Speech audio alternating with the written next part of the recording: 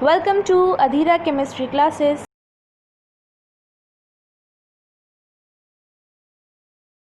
हाय दोस्तों, अधीरा chemistry class में आपका स्वागत है। जो लेसन चल रहा था उस लेसन का नाम था सरफेस केमिस्ट्री। तो आप जानते हैं कि सरफेस केमिस्ट्री को बांटा गया है 3 अलग अलग पार्ट में। एक पार्ट का नाम था एडजॉर्प्शन, दूसरे पार्ट का नाम है कैटालिसिस और तीसरे पार्ट का नाम है कोलाइड। तो मैंने भी क्या किया है, पूरे लेसन को बांटा है 3 पार्ट में। तो एडजॉर्प्शन आपका हो चुका है, एडजॉर्प्शन का 2 वीडियो है। उसके बाद आया है कैटालिसिस। कैटालिसिस का एक जो वीडियो था, जो फर्स्ट वीडियो है कैटालिसिस के पार्ट का, उससे मैंने समझाया था कि कैटालिसिस का मतलब क्या होता है, कैटलिस्ट क्या होते हैं, कैटलिस्ट को कैसे डिफाइन किया जाता है, कैटलिस्ट के कितने टाइप होते हैं बताया था मैंने। Positive catalyst, negative catalyst, induce catalyst, auto catalyst, homogeneous catalysis, heterogeneous catalysis, activator बताया था, इनहिबिटर बताया था। यह भी बताया था कि जो कैटलिसिस और कैटलिस्ट की क्या क्या इंपॉर्टेंट प्रॉपर्टी होती है। तो आज का जो हमारा वीडियो होगा वह कैटलिस्ट के अगले पार्ट का है। तो आज हम बताएंगे कि एंजाइम क्या होता है, एंजाइम कैसे काम करता है, एंजाइम कैटालिसिस क्या होता है।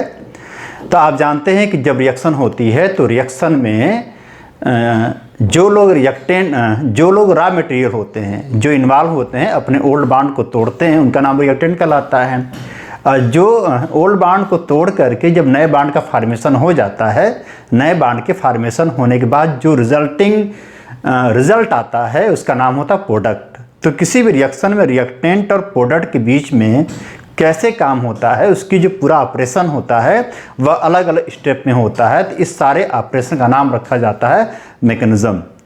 रिएक्शन जो रहती है, अगर शुरुआत में बहुत धीमी रिएक्शन होती है तो रिएक्शन को तेज़ करने के लिए उसमें कुछ बाहरी एलिमेंट डालते हैं। जो बाहरी एलिमेंट होता है वह न तो रिएक्टेंट होता न तो प्रोडक्ट होता है, रिएक्शन में इन्वॉल्व भी नहीं होता है, रिएक्शन के अंत में उतनी ही मात्रा में मिल जाता है, रिएक्शन को इनिशिएट भी नहीं करता है। तो वे सभी सब्सटेंस जो रिएक्शन के रेट पर असर डालते हैं, रिएक्शन के रेट को अल्टर करते हैं, घटाते हैं, बढ़ाते हैं, इंड्यूस करते हैं, ऑटो करते हैं, वे सब के सब कहलाते हैं कैटलिस्ट। और ये पूरी फेनोमेनन कहलाती है कैटालिसिस।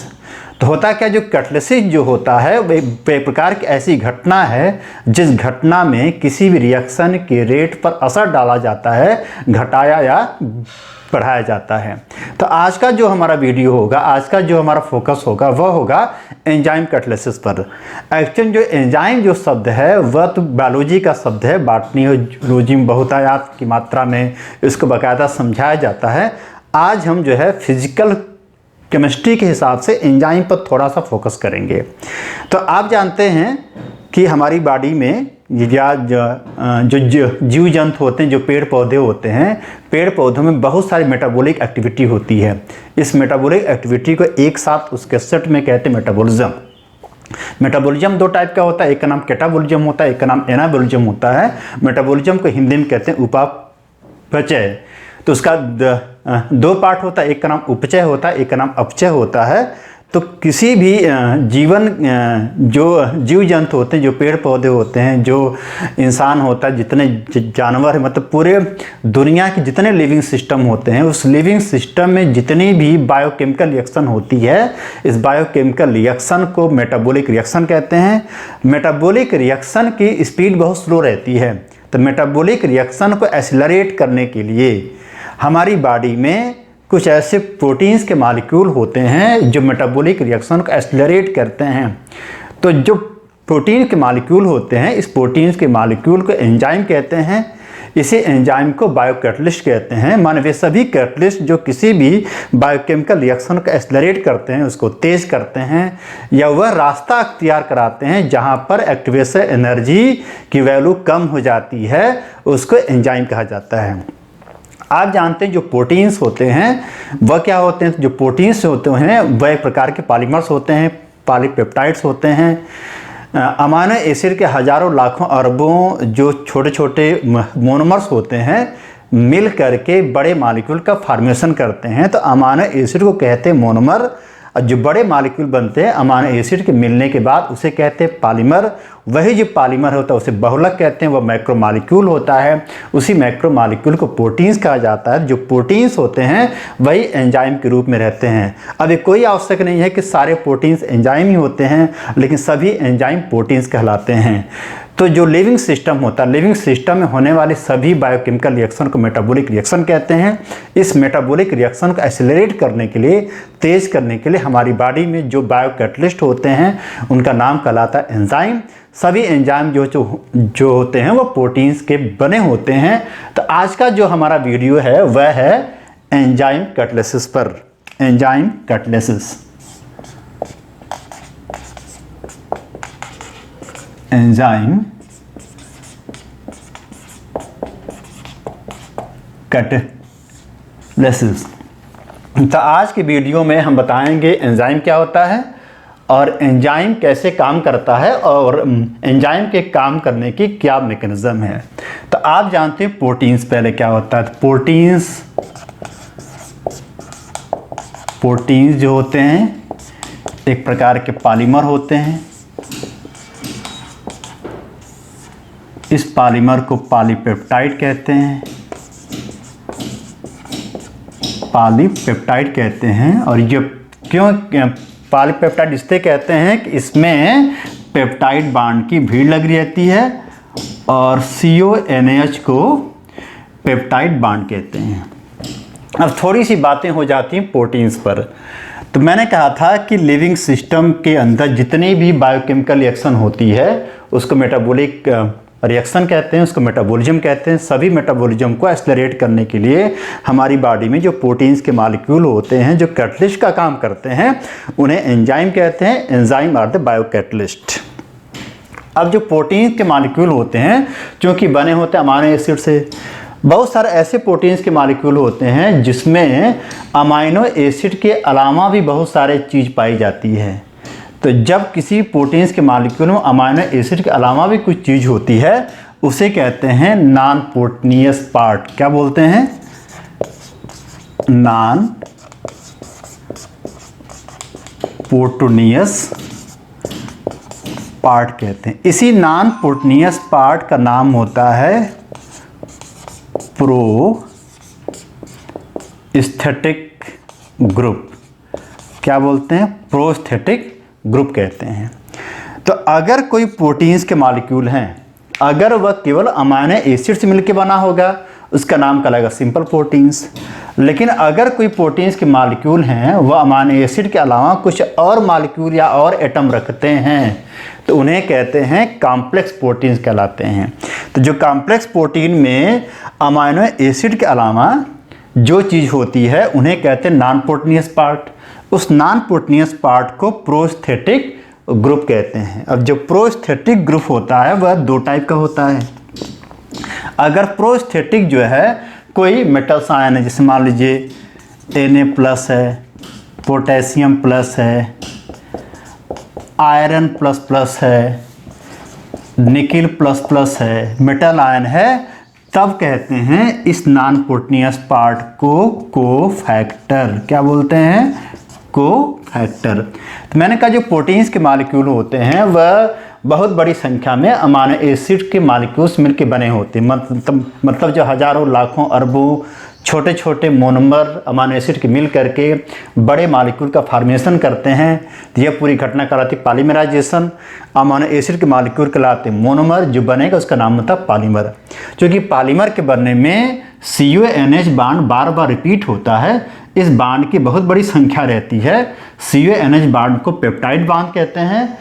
तो जब CONH बॉन्ड से बनने वाले पॉलीमर को पॉलीपेप्टाइड कहते हैं। इसी पॉलीपेप्टाइड को प्रोटीन्स के मॉलिक्यूल कहते हैं। तो प्रोटीन्स के मॉलिक्यूल में अगर अमीनो एसिड के अलावा कुछ मॉलिक्यूल पाया जाएगा उसे कहते हैं नॉन प्रोटीनियस पार्ट, उसे कहते हैं प्रोस्थेटिक ग्रुप कहते हैं। अब ये दो टाइप का होता है।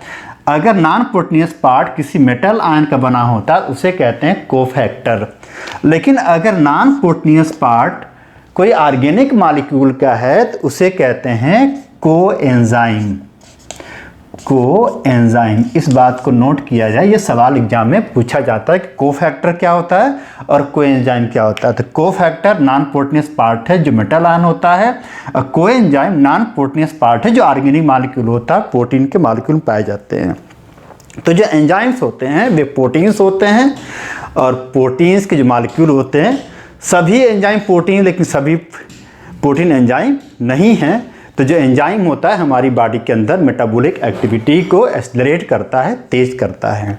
तो अब हम बताएंगे आपको कि कुछ ऐसे एग्जाम्पल बताएंगे जिसमें एंजाइम जो होता है हमारी बॉडी के अंदर रहने वाले जो मॉलिक्यूल्स हैं उसको कैसे तोड़ता है, कैसे एक्सेलरेट करता है। जो मैंने बोर्ड पे लिखा है इसको आप नोट डाउन करें, इसका स्क्रीनशॉट ले सकते हैं। प्रोटीन्स पॉलीमर होते हैं, उसे पॉलीपेप्टाइड कहते हैं, उसमें पेप्टाइड बांड की भीड़ लगी रहती है।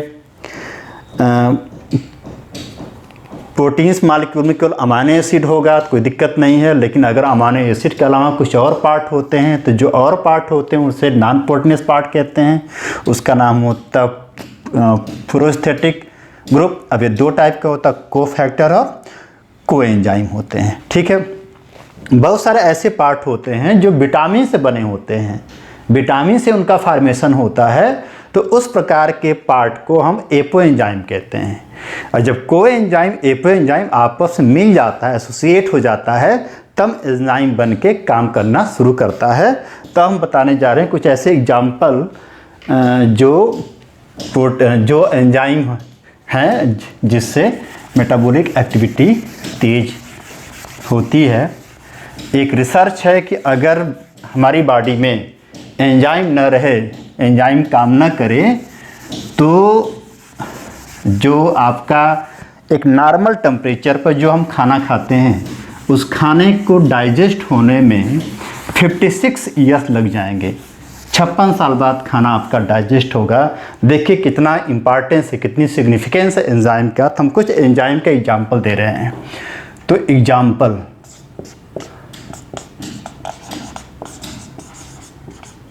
Example of enzyme. एंजाइम का जो शाब्दिक मतलब होता है, एंजाइम में एक शब्द है एन, और एक शब्द है जाइम। तो इन माने होता है इन में, और जाइम माने होता है ईस्ट। ईस्ट जो है एक प्रकार का, तो पहली बार जो है एंजाइम जो है ईस्ट से मिला, इसका नाम रखा गया एंजाइम। अब तो ये ओल्ड बात हो चुकी है। एंजाइम इतनी, यानी कि enzymes are the biocatalyst and have proteinous nature, अगर आपको डिफाइन करना होगा तो हम कुछ एंजाइम का एग्जाम्पल दे रहे हैं। तो एंजाइम का सबसे पहला एग्जाम्पल देते हैं इन्वर्टेज।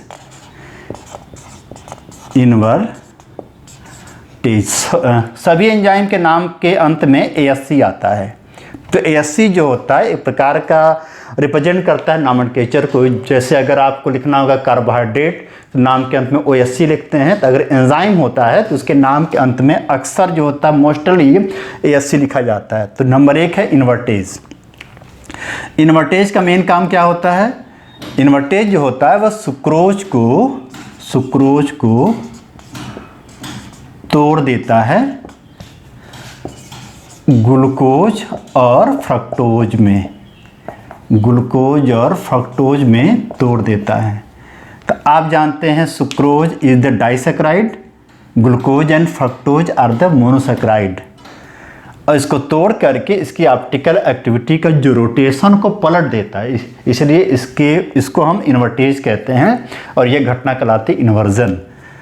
दूसरा एग्जाम्पल है, मान लीजिए माल्टेज। तो माल्टेज जो होता है माल्टोज को तोड़ देता है N इंटू ग्लूकोज। माल्टोज जो होता है एक प्रकार का भी डाइसैकराइड है, ग्लूकोज के मॉलिक्यूल में इसको तोड़ देता है। ऐसे ही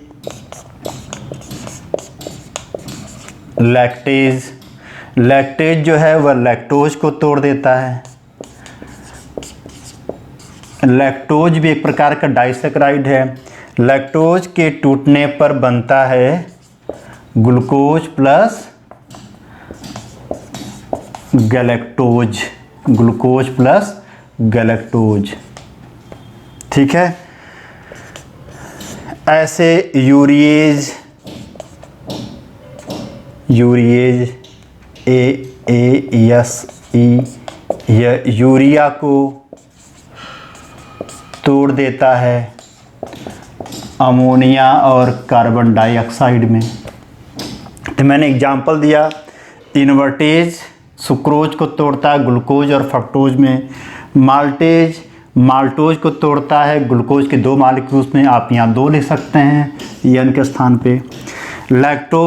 लैक्टेज ये लैक्टोज को तोड़ता है ग्लूकोज और गैलेक्टोज में। यूरिएज ये यूरिया को तोड़ता है अमोनिया और CO2 में। ऐसे ही पेप्सिन, नाम सुना होगा आपने, पेप्सिन जो होता है प्रोटीन्स को तोड़ता है। पेप्सिन जो होता है प्रोटीन्स को तोड़ता है अमाइनो एसिड में, अमाइनो एसिड में। ऐसे न्यूक्लियस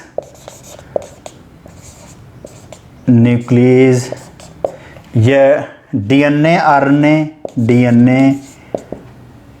प्लस RNA को तोड़ता है न्यूक्लियोटाइड में तोड़ता है। तो मैं एक सिंपल एग्जांपल आपको दिखा दिया। Invertase, maltase, lactase, urease, pepsin, nucleus. Invertase तोड़ता है सुक्रोज को ग्लूकोज और फ्रक्टोज में। माल्टेज तोड़ता है माल्टोज को ग्लूकोज के 2 मॉलिक्यूल में।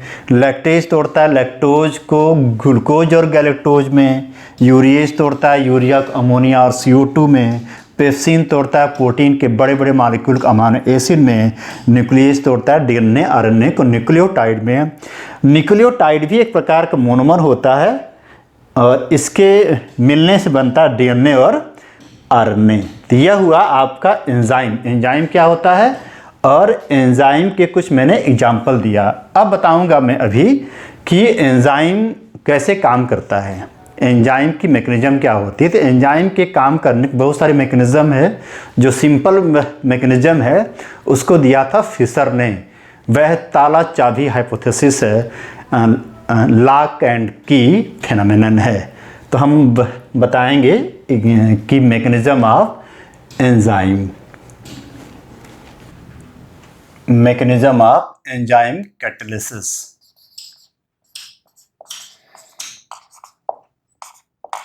mechanism of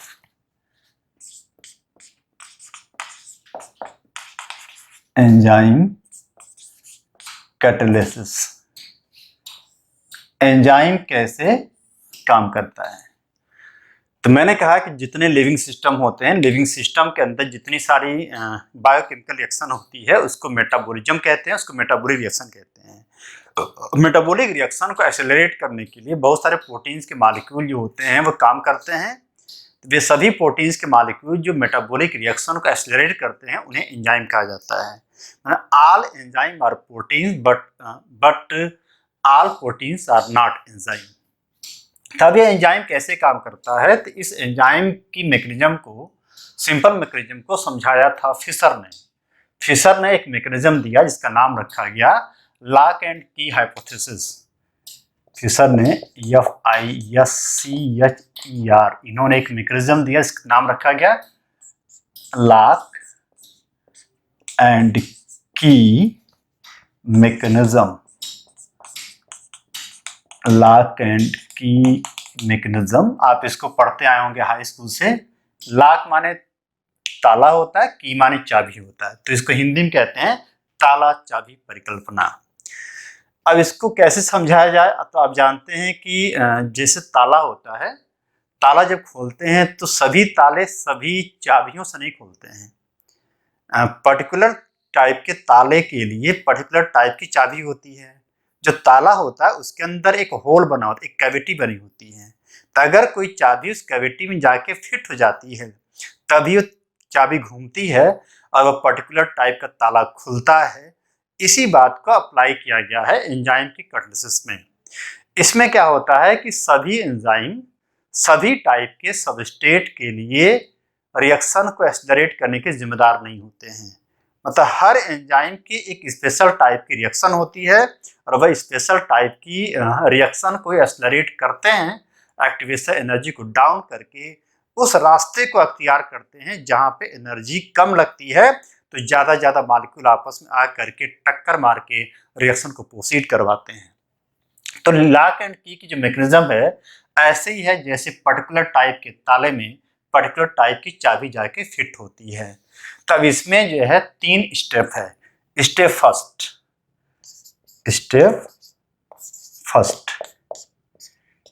फर्स्ट में क्या होता है, जो एंजाइम होता है, एंजाइम के सरफेस पर कैविटी होती है, एक स्पेशल टाइप की कैविटी होती है। तो उस कैविटी में अगर कोई सबस्ट्रेट या कोई सब्सटेंस उस कैविटी के आकार का होता है जाके उसी पर फिट हो जाता है। तो सबसे पहले एंजाइम से सबस्ट्रेट माने रिएक्टेंट जा करके फिट होता है, जाके बैठता है। अगर बैठने के लिए इसका आकार इसके सरफेस पर रहने वाली कैविटी से मैच खाएगा तब तो जो बनेगा वह हो जाएगा ES। तो E माने एंजाइम है, S माने सबस्ट्रेट है, तो जो बना उसका नाम हो गया एंजाइम प्लस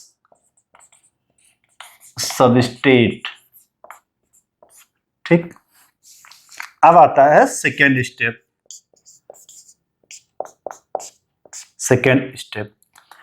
जब एंजाइम के सरफेस पर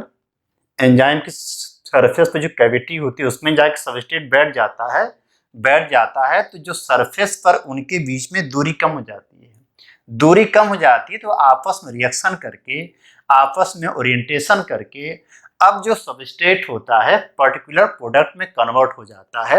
अगर बॉन्ड बनाने के लिए उतनी मात्रा में एनर्जी प्रोवाइड होती है तो क्या होता है ES अब कन्वर्ट हो जाता है किसमें, EP में। EP माने क्या होता है, EP में E जो होगा वह होगा एंजाइम और P होगा प्रोडक्ट। ठीक, यह तो हो गया आपका सेकेंड स्टेप। अब आता है थर्ड स्टेप थर्ड में क्या होगा, जो EP है EP से प्रोडक्ट डिसॉल्व होकर निकल जाता है। तो एंजाइम अलग हो गया और प्रोडक्ट भी अलग हो गया, तो यह प्रोडक्ट आपका बन गया पर्टिकुलर टाइप का प्रोडक्ट। अब एंजाइम आपका फिर खाली हो गया। एंजाइम जब फिर खाली हो गया, इसकी सरफेस फिर खाली हो गई, तो अब क्या होगा, अब दूसरा सबस्ट्रेट आएगा। अगर एंजाइम के सरफेस में जो कैविटी है उसके साइड में फिट हो जा रहा है, जैसे ताले में चाबी फिट हो जाती है, तो वह सबस्ट्रेट आके एंजाइम पे बैठेगा, फिट होगा, फिर रिएक्शन करेगा, पेनिट्रेशन करेगा, ओरिएंटेशन करेगा, कोलिजन करेगा, तब जाके बनेगा प्रोडक्ट। यह आपका है लॉक एंड की मैकेनिज्म है, इसको दिया था फिशर ने। इसमें 3 स्टेप है। स्टेप फर्स्ट है एंजाइम सबस्ट्रेट मिलके बनाएगा ES जो होगा सेकेंड स्टेप में ES जो होगा बनेगा EP और थर्ड स्टेप में EP में से प्रोडक्ट निकल जाएगा, एंजाइम फिर खाली हो जाएगा। अब ये फर्दर रिएक्शन को एक्सेलरेट करेगा। यह हो गया आपकी एंजाइम कैटालिसिस की पूरी मैकेनिज्म। तो यह मैंने आज की वीडियो में पूरा समझाया कि एंजाइम क्या होता है, एंजाइम कैसे काम करता है, प्रोटीन्स क्या होती है, कोफैक्टर क्या होता है, प्रोस्थेटिक ग्रुप क्या होता है, कोएंजाइम क्या होता है, एपोएंजाइम क्या होता है, और मैंने कुछ एग्जाम्पल दिया एंजाइम का। यह चूँकि बाकायदा समझाया जाता है जब मेटाबॉलिक एक्टिविटी पढ़ाई जाती है बायोलॉजी में, लेकिन हमने जो है इस लेसन में समझाया है क्योंकि यह सरफेस फिनोमेनन है।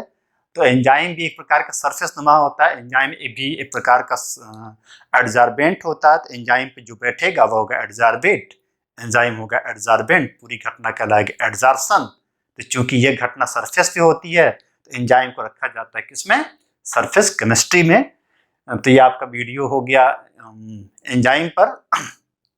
अगला जो वीडियो आएगा वह होगा कि जो कैटलिस्ट होते हैं उसकी क्या मैकेनिज्म है, मतलब कैसे काम करता होमोजेनस के लिए और हेटेरोजेनस के लिए। तो हमारे आप सारे वीडियो देखिए, प्लेलिस्ट में जा करके जो और भी लेसन दिखाया पढ़ाए जा चुके हैं उसको देखिए, और आप अधीरा केमिस्ट्री क्लासेस को सब्सक्राइब कीजिए, आपको सारे वीडियो मिलेंगे।